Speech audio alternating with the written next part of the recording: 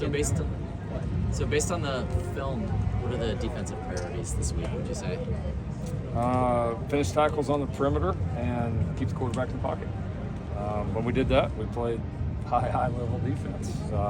When we didn't do that, like most defenses, you're going to get exposed. And so the pressure's been great.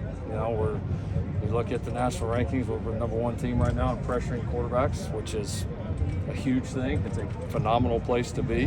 But there's a few times where we were just undisciplined, and you can't let guys get outside the pocket, especially the quality quarterbacks we're going to play this week, quality quarterbacks we're going to see the rest of the way. We can do a better job on that and still get the pressure and the hits and the sacks that have been a big part of us being 5-0 now. So we got to do that, and then we got to finish tackles on the perimeter. I mean, that's the name of the game. A lot of times now in college football, most teams you play are pretty spread. There's going to be space out there, and we've obviously got to do a better job tackling and limit some of those plays like we did in the first half the other day.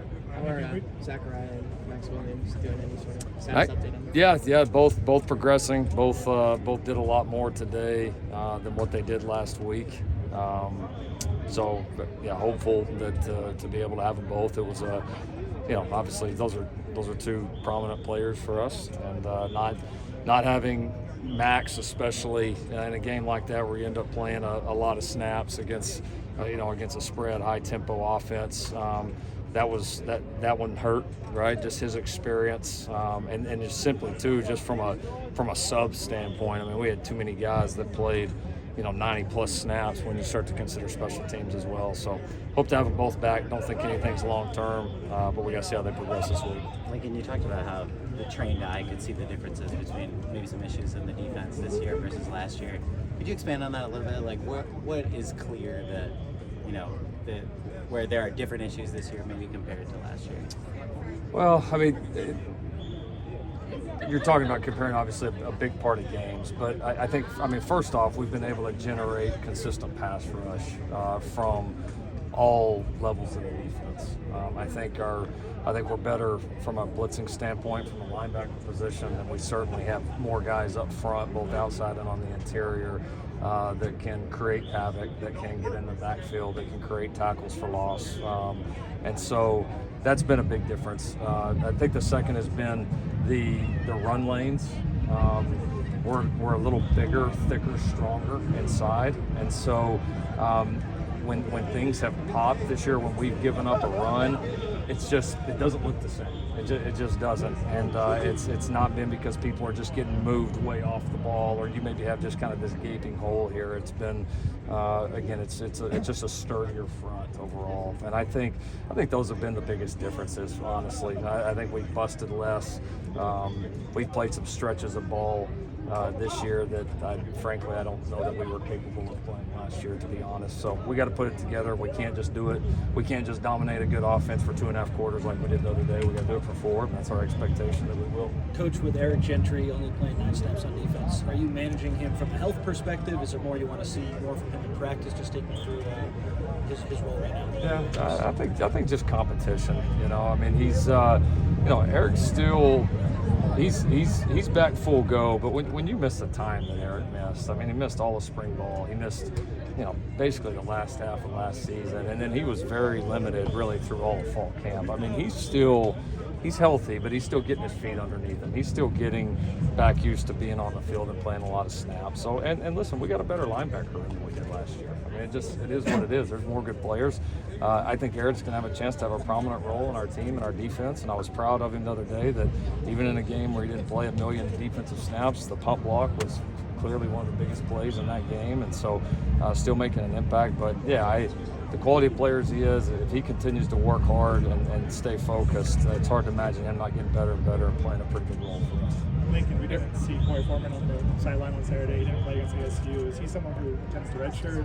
It's something we're exploring right now. It's this early in the season. I don't know. I don't want to say anything for sure because a lot of things can transpire. But you've both us as a staff and the players that have that available.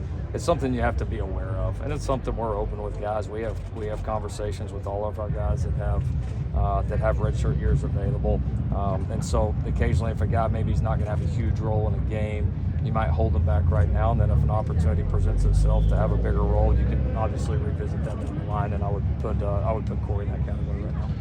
Arizona did maybe one of the best jobs this season of limiting of Washington's offense last week. What stands out about their defense on film? Yeah, I think they're improved. They've got obviously some new personnel, but they did a nice job. They dropped some people into coverage. They did a really good job of preventing Washington from throwing the ball over their head, which that's something Washington's obviously done a good job of this year, and they really weren't able to do that. Kind of forced them to be more patient and made a few plays. And honestly, they were probably a couple of third and extra long conversions away from having, and they had a great shot to win it as it is, but even better shot to win it. So they played well, and it's it's a good football team that came up there and had a chance to win. And as I've been telling you guys, road football's hard, man, and they played well on the road. Give them credit. Young quarterback played well, and so now I think this is an improved football team. I think it's a better football team than what we played at Tucson last year. It seems like Christian Roland-Wallace has really kind of seized the starting spot. I mean, what has he done to earn that, and also just Jacoby Covington? What are you hoping to see from him? Yeah, Christian's he's been our most consistent guy 5 games in, and not totally surprised with that. His experience shows up. The fact that he's been through it, there's just a maturity and a confidence about him and a steadiness that's been really good for that room.